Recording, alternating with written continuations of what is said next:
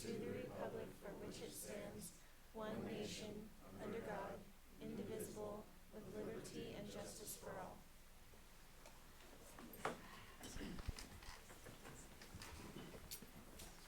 Alright, just a reminder for everyone to turn on microphones and silence your cell phones. We'll start with roll call. Mayor Sherman. Here. Councillor Gorell. Here. Councillor Klinkhammer. Here. Councillor Lundstrom. Here. Councillor Spradlin. Here. Councillor Tyree. Here.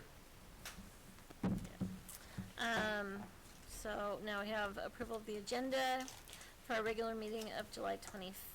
No, yes, for today, July 25th. Does anybody have any additions or revisions for the agenda? If not, I would look for a motion. I move we approve agenda of the regular meeting for July 25th, 2022. Second. Roll call vote. Councillor Tyree. Yes. Councillor Klinkhammer. Yes. Councillor Spradlin. Yeah. Councillor Lundstrom. Yes. Councillor Gorell. Yes. Mayor Sherman. Yes.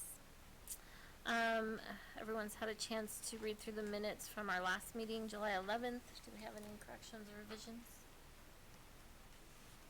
If not, I'd look for a motion to approve. I make a motion to approve the minutes from July 11th, 2022. A second. Roll call vote. Councillor Spradlin. Yeah. Councillor Gorell. Yes. Councillor Lundstrom. Yes. Councillor Klinkhammer. Yes. Councillor Tyree. Yes. Mayor Sherman. Yes. Next up we have visitors and delegations. For citizen comments, citizens are invited to speak to council on any item that does not have a public hearing scheduled. There's a 5-minute time limit per person unless otherwise noted by the mayor, and please use your time wisely as you only get one opportunity. It's the only chance in the meeting to address council unless otherwise invited. Please note that no formal action will be taken on an item that's not on the posted agenda due to the open meeting law provision. However, they may be placed on a future posted agenda if action is required. To better assist you with questions, please submit them in writing to the city clerk and someone from staff will respond. Do we have anyone for citizen comments today? No words from the Godfather? Okay. All right, we'll move on to management. First up, we have a city priorities review with Monty. Okay, I'm gonna hand these notes out to all the council members and also the city clerk. And these are notes from the city council priorities for 2022. And they're just my notes after I listed all the different priorities that we had. I just wanted to cover those briefly. This is important because these priorities, this is what the city council provides to me. What I do is I take this to our department heads, and then depending on what the priority is, some might be recreation, some might be law enforcement, some might be finance. They get those directions, and then they start moving these projects forward. It's important to go over these tonight quickly because we're going to be setting up a city council retreat here in the very near future. Loranda's going to talk about dates for that in a few minutes. But at that meeting is when we're going to dive into the 2023 priorities for the city and for the city staff, because we need that to start pulling together our budgets for the next couple years. So one thing I'll remind council about is these priorities. Some of them don't change year to year. We just keep them the same because some of these are multi-year projects. They don't just get done in 1 year. They sometimes can take 2, 3, 5 years to get those accomplished. So I'm going to cover these real quickly. These are brief notes, and then if you have any questions, feel free to send an email to myself or Loranda. That's always prefer to Loranda if there is something that you have more questions on. And also, I mentioned these are going to be brief notes. If you want a lot more discussion on those, let us know in your email which ones you want to have more background on, and then we'll get that to you. Most of these we have talked about over the last year, so you should be fairly knowledgeable in these areas, have had updates on these as we went along. And for the community and for anyone participating here or attending tonight, I'll read some of these for the group. So city council priorities for 2022. Our first priority was protect the city's well fields and continue investigating a secondary water source and implement water conservation efforts. So a quick update is that we have,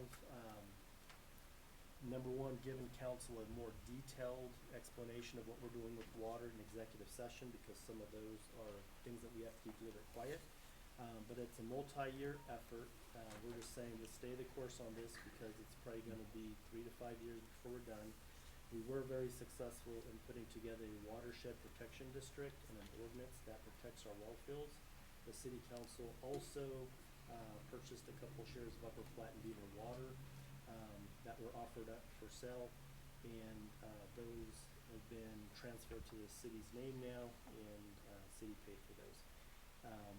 Also, in that executive session, we talked about some other strategies that we were using in regards to identifying a future water source. The city council also wanted to increase street maintenance and improvements to include preservation, reconstruction, curb painting, and striping. And already this year, we've completed the Hospital Road project. The Mill Street project was also completed. Next, what Dale Clorick is gonna be working on is Sample Street, Murrell Street, and the Clayton Street alley. The alley that we're focusing on this year is behind Farmer State Bank. And these are all slated for mid-August. However, it is very competitive. It is hard to sometimes get those asphalt crews lined up, but that's the target date or week is the second week of August. And then also, it took a lot to get all of the actual reconstruction projects done and organized. Dale still is gonna be trying to do some additional preservation and maintenance work. So he's working on quotes for those, and what that is when we do the slurry sealing of the streets, crack filling of the streets, and also doing what they call a fogging, where they just put a coat of oil over the top of the asphalt to rejuvenate it. So we're working on those still. We're hoping to get some of those done yet this fall, and we'll keep you posted as we get those ones done. And a quick note is, we believe this is gonna be about 3 to 5 years worth of asphalt work around the community. We have been saving up through a 2A fund for sales taxes that we receive each year, or I guess monthly we receive sales taxes, but it's all designated for street projects. Dan Scalisi was on the committee that helped get that passed years ago, and so that's what's been enabling us to get more work done. What's important is that asphalt prices, oil prices, been very, very expensive, so the cost have went up, but the city's done a pretty good job at saving up money over the last few years, and this is the largest year as far as dollar amounts that we've spent. Over $1 million is being spent this year on asphalt and the streets. Employee compensation, we want to address challenges in compensation and develop a new pay strategy and wage scale. We've been monitoring compensation. I think everyone, especially those who attended the city-county meeting, heard from all the different communities. The same message was it's hard to keep employees, the cost of employees going up. Examples were, I believe, the county, over the last year, they've increased their pay by 19% for the majority of the employees, but up to 21% for law enforcement. And also, Fort Morgan is looking at doing a compensation study, so I don't think that the numbers are going down or staying the same. I think they're gonna keep going up. And everywhere we go, we talk about prices of food, fuel, building materials, whatever you're working on, they're all going up. Inflation rate was over 9%, and if you get a chance to check on the Denver Boulder CPI, Denver Boulder CPI is gonna be high as well. So we're keeping an eye on that. We also talked about a successful public safety ballot campaign, and that was working with the fire department and the rural fire board. We're gonna talk about a meeting coming up. Ted Anderson asked if we can get a meeting, a joint meeting, in the next 2 to 4 weeks. So Miranda will talk about that in a minute as far as getting that on the calendar. Another challenge and priority was housing and ensuring availability of a variety of housing types. So we do have the North Point apartment complex that is in design phase right now. That'll be north of the secondary campus across Mill Street. And then the Westwood subdivision project, the subdivision improvement agreement is drafted, and that is in the developer's hands now for their review. And that's already gone back and forth three different times, but they've had some changes, and so we think it's ready for the legal review, and then the framework of it will be complete, and then they have to do the final engineering of the whole subdivision, and then that's when we can move forward on that. And that's for approximately 300 homes or housing units. In regards to the fire department's training center, I talked to Tad, the fire chief, here just a few weeks ago, and it should be arriving late August, and everything is set up for that. I didn't hear back yet if he's got the foundation for it ready, but it was supposed to be a relatively easy foundation to install. So once that's done, they will be bringing in those units to put together the actual training center. Also, in regards to staffing, one of our secondary priorities was evaluating staffing needs to provide sufficient workforce and support of growth and continue succession planning for all departments. And note there is preliminary requests provided by supervisors, and the city council already had a quick rundown from each of the departments on what their projects are for this year and next year, and they all put in kind of their dream sheets of what they needed for additional staffing. And so at the work session, Joanne will be talking more about one of her requests. But that piece is already taken care of, and we can't afford to hire everyone that we think we need. We have to be very select and slowly over time fill those positions. In regards to economic development, we wanted to continue economic development efforts to attract and retain businesses, enhance downtown initiatives and grants, and continue marketing and developing the Brush Agri Park. Just this last week, we had a meeting with a potential business who would like to locate in the Agri Park. They're looking for 2 to 3 acres. Tyler Purvis, he's going to be doing a very in-depth economic development update with the city council. That's probably coming in the next 2 meetings, and he'll explain more about that project.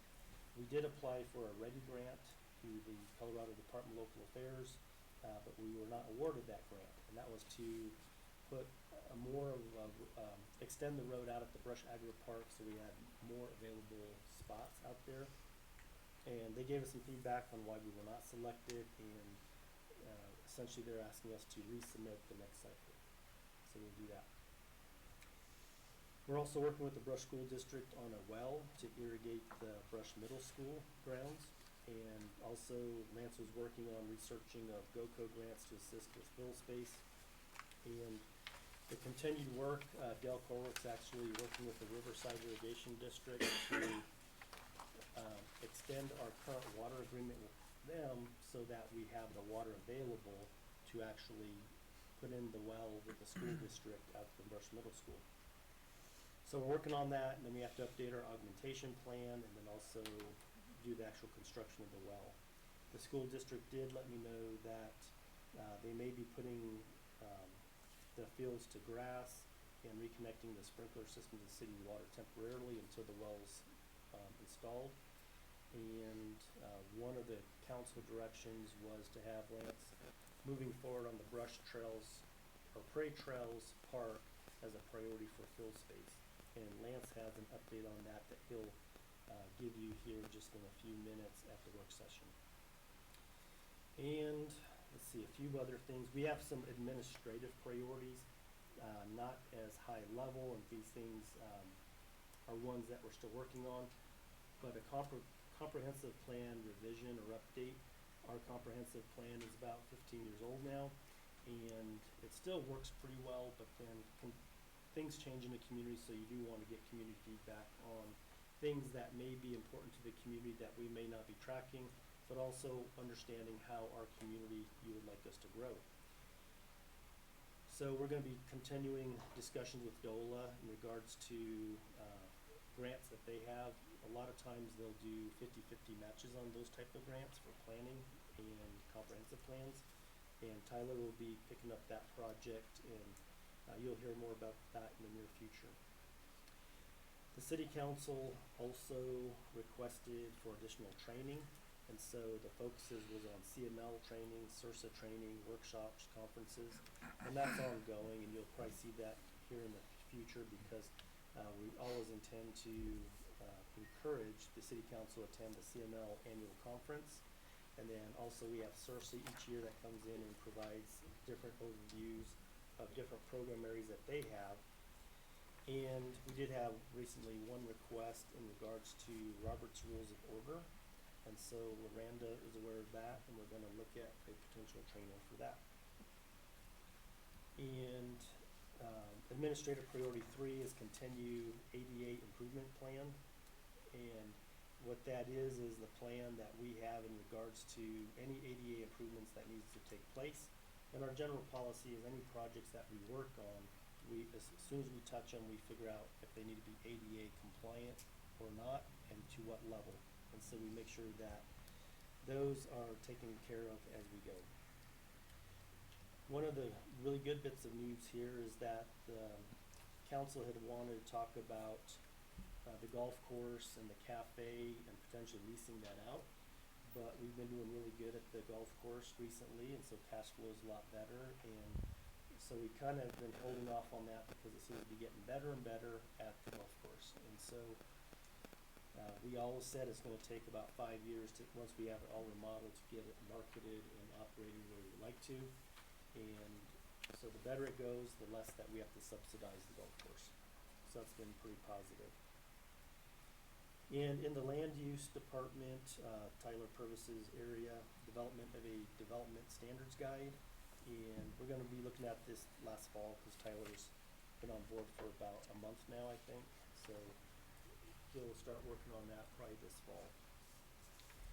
And we did put the airport facility review on hold, and that's just because Rick Rogan left and we couldn't get everything done, so we just said, let's put that one on hold until Tyler gets his feet on the ground.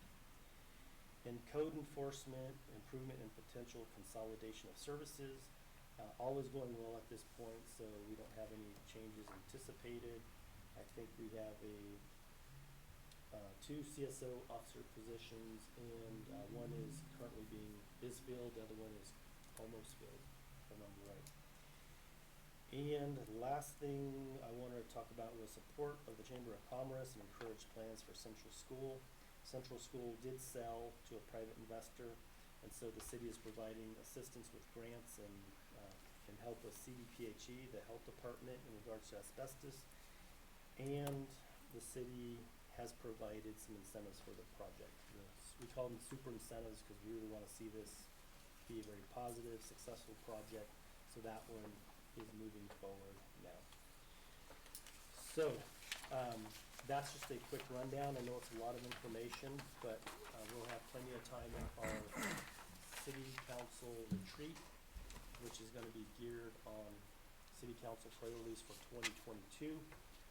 What we typically do at this point is I just request if there's any special projects or things that you thought about, send them our way. Because what I do is we have a staff meeting where we go through these priorities, and we just take the ones that are existing that we know are gonna last for a few more years, we keep them on there. Ones that we feel are completed or gonna be completed relatively quickly, we take them off. Then we take the council's input of any other type of priorities, projects we're thinking about, and then we see where we can plug them in. And we do that because I have to rely on the department heads. I don't know their individual workloads on a day-to-day basis, but I don't want to overwhelm anyone. But also, I don't want to over-commit to a city council saying we're going to get all these different things done, because we are a pretty small community and we don't have 20 department heads, we only have 7. So that's a quick review on that. And Loranda, a little bit later, will be talking about the dates for a council retreat. Thank you. thank you, Monty.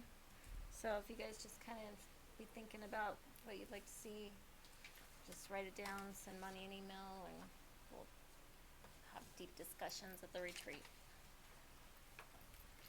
Very good.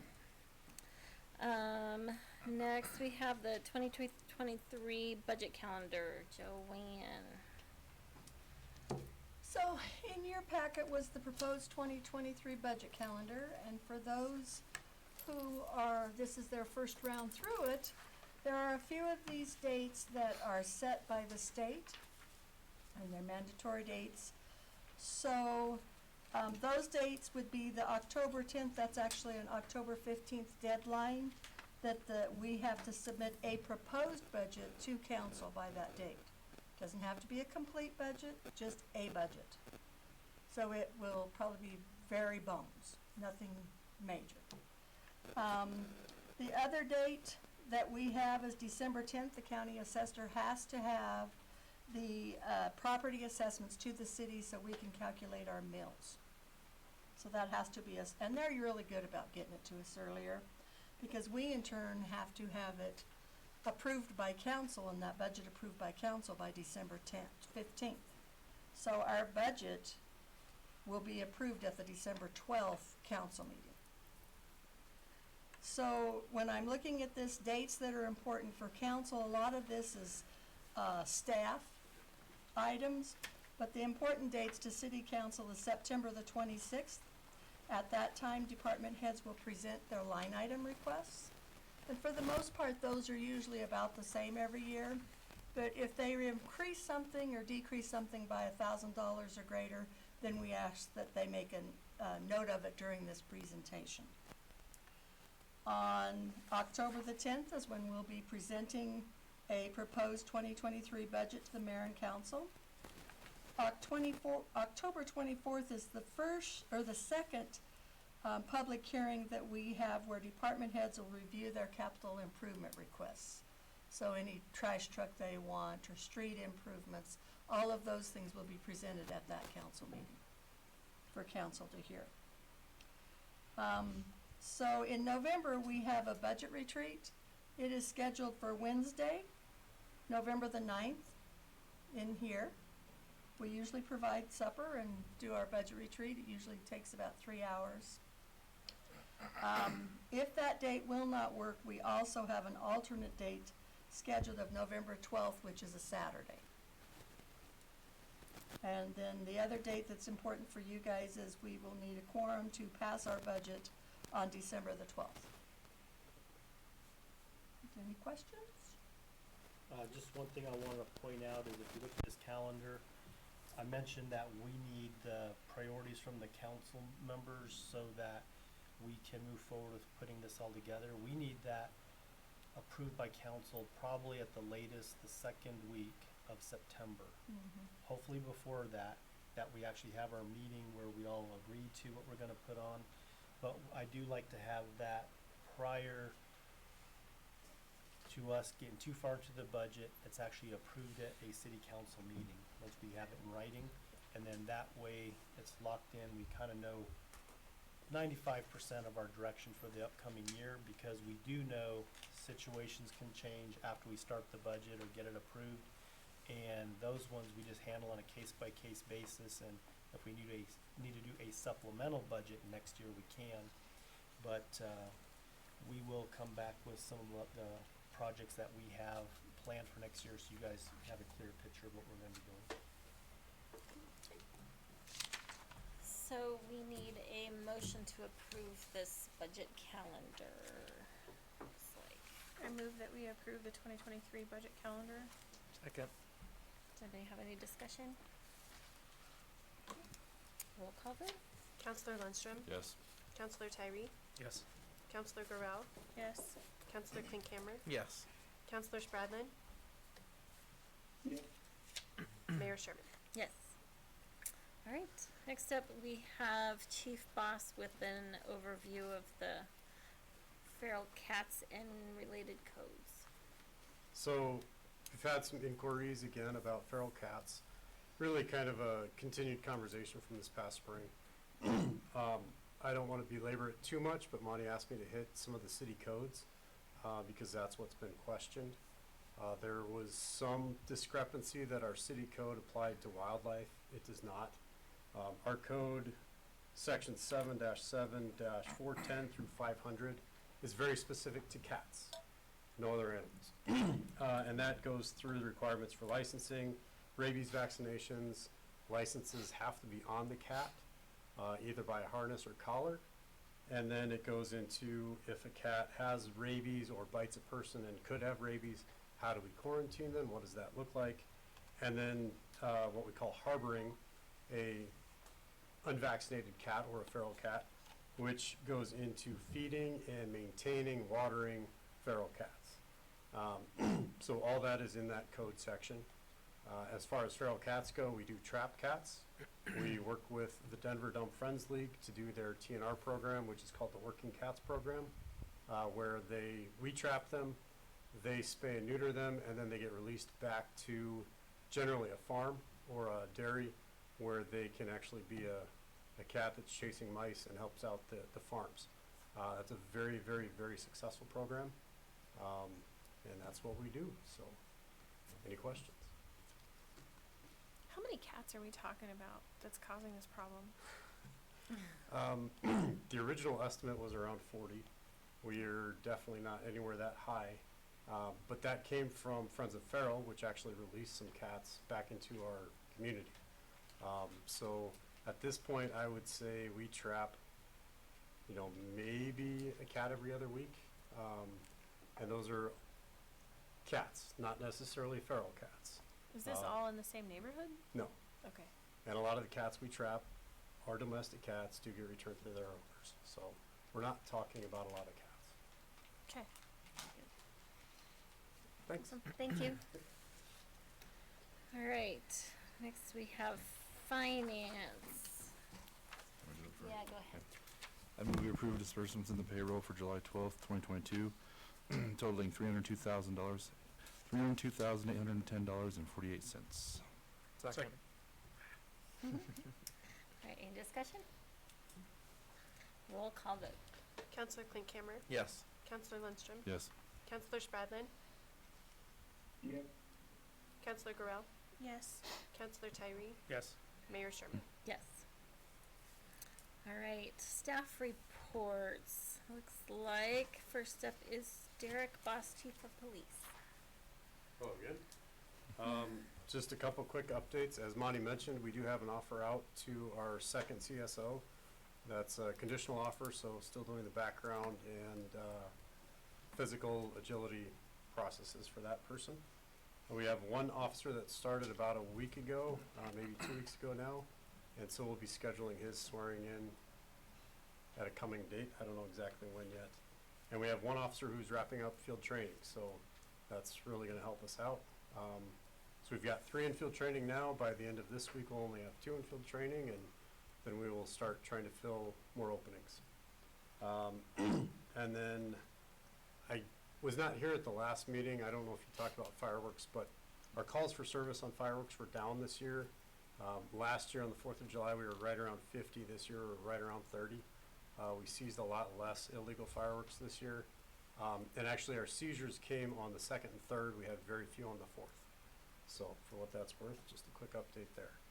And then lastly, thank you very much for the notes of appreciation. That was a very well valued gift, so thank you. Thank you. Lance Schwint, Director of Community Services. I have nothing this evening. Okay. Joanne Gosling, Finance Director. I just have one quick item, just to kind of give you an update on the audit. Last week when I visited with Kristen, it is in its final stages, and they're hoping to have it sent to the state by July 31st.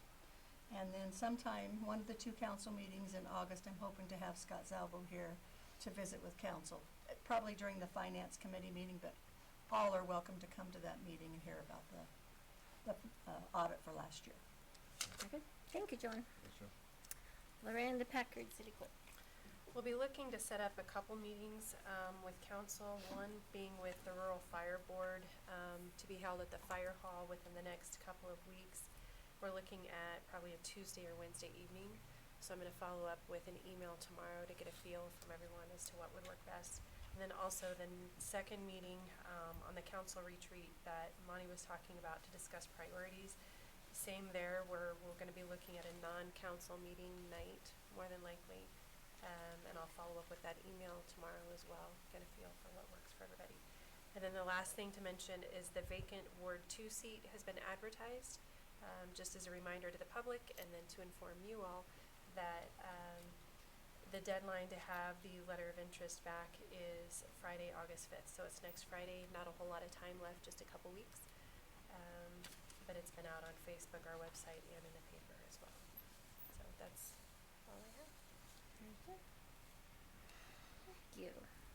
Dan Krob, we have on the phone, our city attorney. Do you have anything, Dan? Thank you, Mayor. I have nothing, but I'm happy to answer any questions if you guys have any. All is quiet on the front, which is nice, so. Thank you. Thanks for being there. Monty Torres, City Administrator. Okay, a few items. First one is in regards to the school district traffic flow issue at the secondary campus.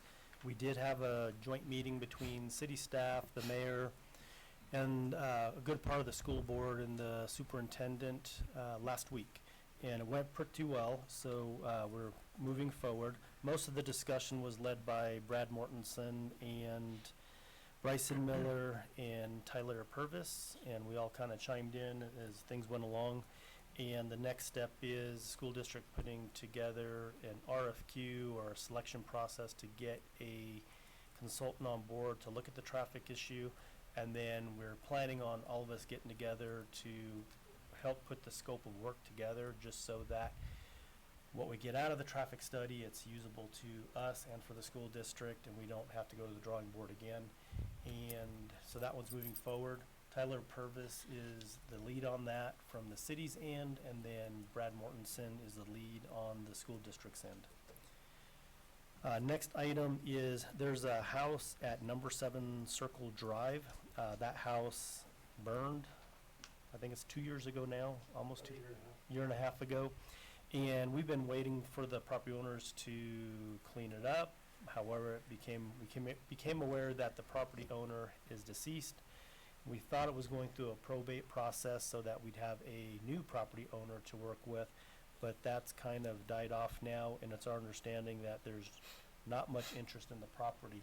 So we're working with our city attorney to figure out the process to get that cleaned up, and the best we have is some names of relatives that we're going to go by, and I forward those to our city attorney to start seeing what we can do to get that resolved.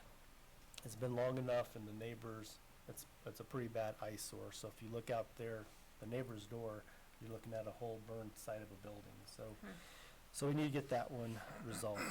The other thing is, thank goodness for the rain. We wanted more of it. We got a lot of it in a short time. So we had a pretty widespread rainstorm last night. And again, we had, not in our downtown area, but just on the west side of town, we had some flooding there. It wasn't significant like it used to be 15 years ago. The improvements that we made have made, so we're not going out there every summer, 5 or 6 times a summer, responding to it.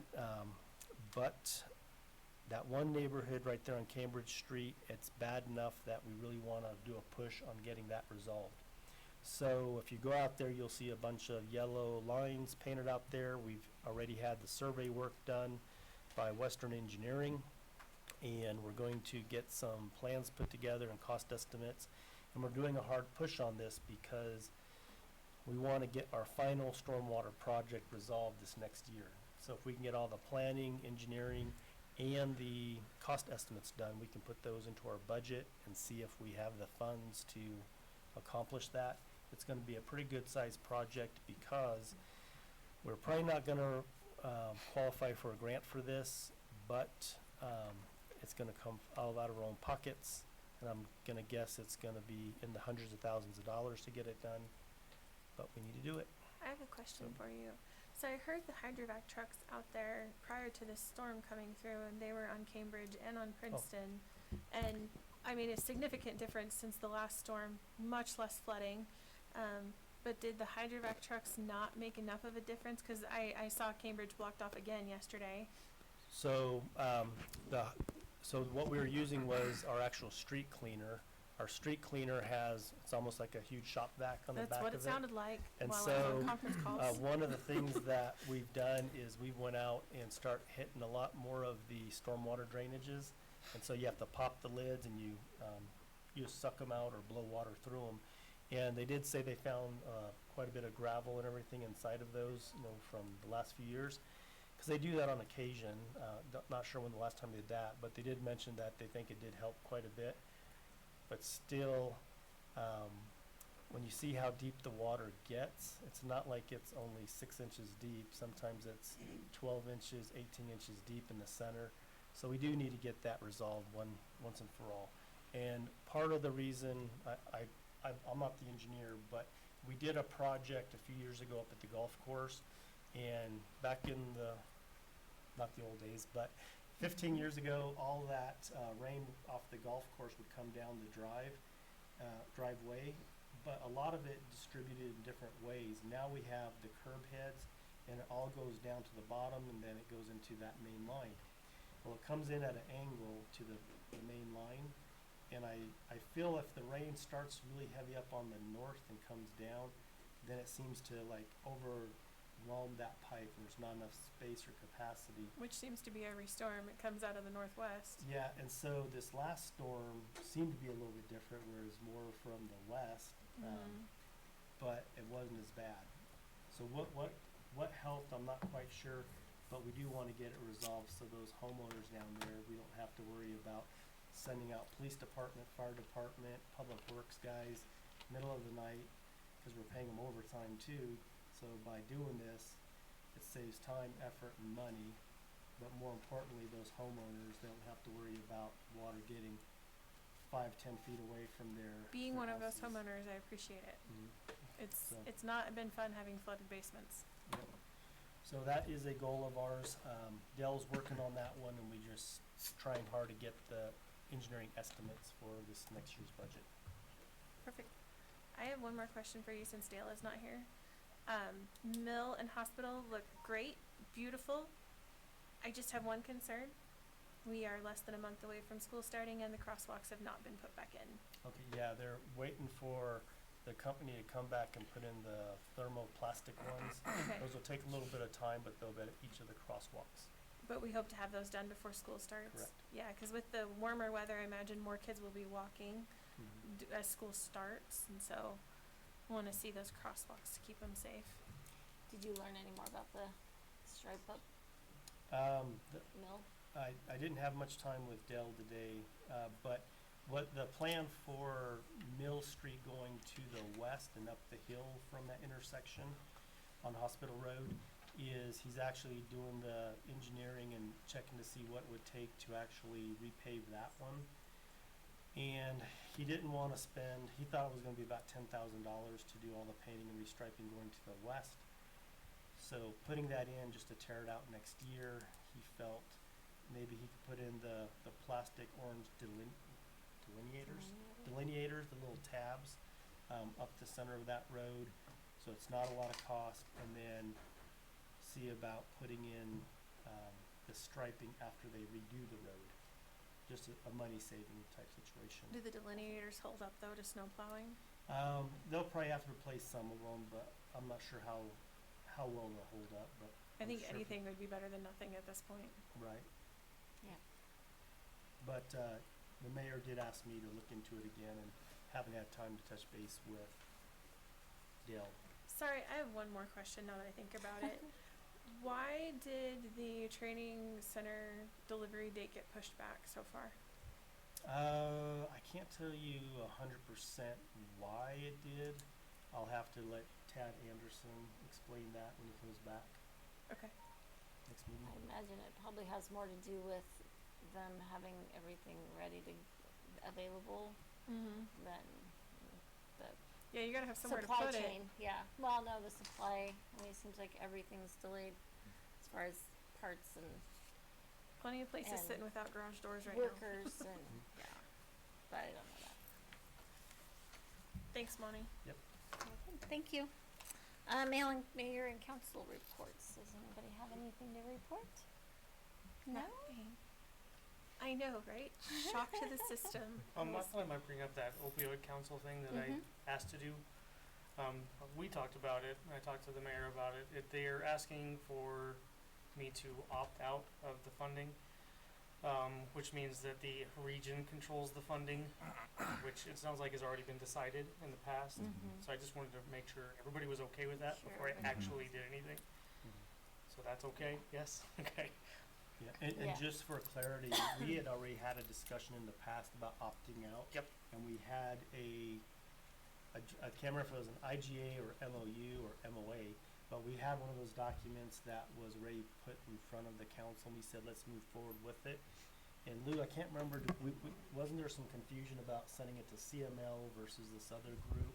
But they did, But then our last we heard is that everything's forwarded to the right person, but then we heard that from Angela, or I can't remember her name. I think it is The Angela. gal that runs it, Yep. that we might have to have someone give either an email or a verbal that we're opting out, so. So that's why they needed Okay, that makes you. sense. Yeah. So they Is want every- everything to go into one facility, correct? Yeah. Everybody Cause put it's their such a, money down. once they divvy it up to all the municipalities, it's such a small amount of money that nobody can really do much with it, but if There's it's. a lot of rules about how continued the money regional- needs to yeah. be used as well as what she explained So it if to we me can as. keep it as a region, then it's a bigger pot of Yep. money that everybody can benefit from. Okay, thanks. Yes, thanks for taking that on. Anybody else? I have a few things. Dan had come to me and asked about historic preservation. They had they had asked for a change in some wording or something, and I talked to Monty about this a little bit. So can you update that? Yeah, and Dan came in today and we updated each other. Okay. So, there's, I guess the best way to frame it is, there was a request from a member of the historical board that, wanted to see that change. And I don't remember the reasons why they wanted the change, but it's just a word or two in the actual city code. And it had come to the city council, I think it was just a discussion from, our community development director at the time. And if I remember right, the discussion was just leave it alone. It wasn't that much of a change. And then nothing really moved forward. But I can't remember how it all ended 100%. But talked to Dan today, and we're just going to have when Tyler comes back from his vacation this next week, we're going to look at the file and then open up that discussion and see if it's something that needs to be done. I just couldn't remember 100% about it, so I Can I better not interrupt for put a my second? foot in my mouth. we just lost Justin. Can we pause for just a second Uh-oh. and see if we can get Oh, him back sure. on?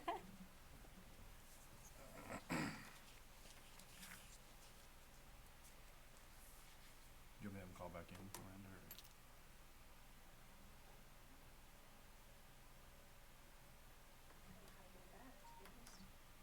Does he have to call in, or do we? Do you wanna just put him on your cell phone on speaker? Might be easier.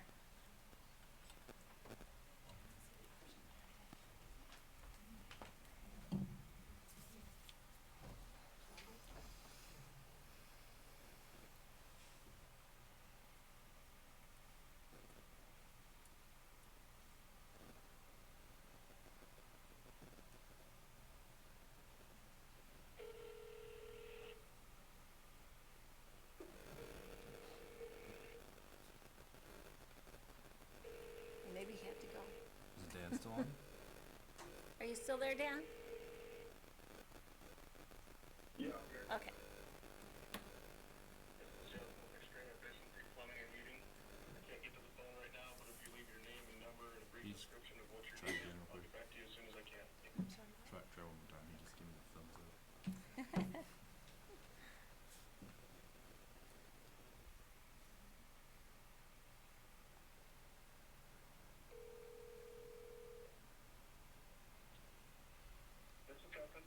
Hi, Justin. It's Loranda. Sorry we lost you. But we're gonna try and pick up where we lost you at. Okay. Okay, so I'll just kind of wrap things up. In regards to the question about the Historical Preservation Board and the requested change, this next week we'll have Tyler look into the files and see what we have there. But we'll bring it back at a work session just so we all can be caught back up to speed and see if we want to do something with that. Thank you.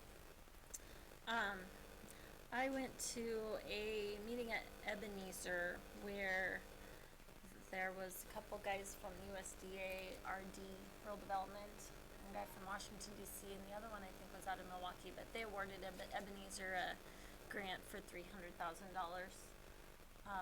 for them to use towards funds that they lost through COVID and everything, and then so it was kind of cool and got some good contacts for grants that might be able to benefit us too in the future. So that was kind of cool. And the last thing I had, if you haven't seen the bathrooms at the golf course, they've been remodeled and they look really nice. They look really nice. We're just really lucky to have that facility for our community. It's just coming along really nicely. So. Foundation paid for it, and George Russell actually was, him and his wife kind of designed it. And Wow. contractor for it. They did a really good job. Yeah, they did an awesome job. So if you go out there for dinner, make sure you use the bathroom. It's pretty. That reminds me of the county meeting that we had. I would see if I would have maybe some support for a work session to discuss the county's request in support of the comm center. Oh, yeah. Maybe we could put that on a work session if we have more than one interested in it. No, that sounds good. Very good. Yeah. Very good. And that was all I had. So if nobody has anything else, we'll adjourn this meeting and move right into a work session.